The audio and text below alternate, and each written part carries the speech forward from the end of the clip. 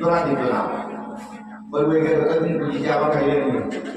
কিন্তু আল্লাহ পাক পরবর্তীকালে খুঁজিবে না বুঝাও, আল্লাহ রাব্বুল আলামিনে খুঁজিবে না বুঝাও। আমরা আল্লাহর কাছে খুঁজিতাম, আল্লাহর কাছে কিনা খুঁজিতাম, আল্লাহ আপনার গুনাহে মাফ করে দেন, আল্লাহ আপনার গুনাহে মাফ করে দেন। গুনাহমুক্ত জীবন যদি মানে নিতে পারো, অনেক হয়ে গেছো। সুবহানাল্লাহ।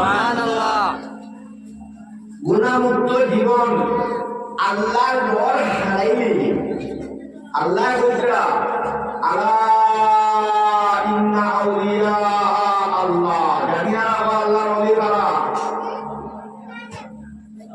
আলা ইন্না আউলিয়া আল্লাহ লা খাউফুন আলাইহিম ওয়া লা হুম ইয়াহজানুন, তাদের কোনো ভয় নাই, তাদের কোনো চিন্তাও নাই। তারা আল্লাহর ওলি, আল্লাহ রাব্বুল আলামিন বলেন আল্লাহর ওলি হইল যার আমরা আলা ইন্না আউলিয়া আল্লাহ লা খাউফুন আলাইহিম ওয়া লা হুম ইয়াহজানুন। তারা কোনো নাই, কোনো ভয় নাই, কোনো দুশ্চিন্তা। আল্লাহর ওলি বলতে কিনা যাবে, এক নম্বর শর্ত হইল ইমান আনা লাগব, আর কিনা করা লাগব, আল্লাহরে ডরাবি লাগব। বন্ধায় যদি আল্লাহরে ডরাই না, সেটা তো তোমার বলে দিব আল্লাহ আমি মানুষ হিসাবে কথা লাগে নবীকে বন্ধায় নমাজ শেষ, নমাজ যখন শেষ ইমাম সাহেব সালাম দিয়া আসসালামু আলাইকুম ওয়া রাহমাতুল্লাহ, আসসালামু আলাইকুম ওয়া রাহমাতুল্লাহ।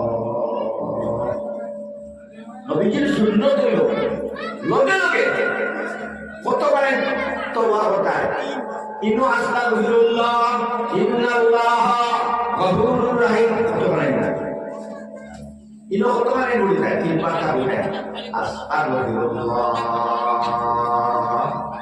আস্তাগফিরুল্লাহ আস্তাগফিরুল্লাহ, কয়বার বলে যে আগামী আগে হজরতে শুরু হয়ে যাবে ইনশাআল্লাহ, আমরা বলবাইনি ইনশাআল্লাহ, আর তুমি হল ইনশাআল্লাহ।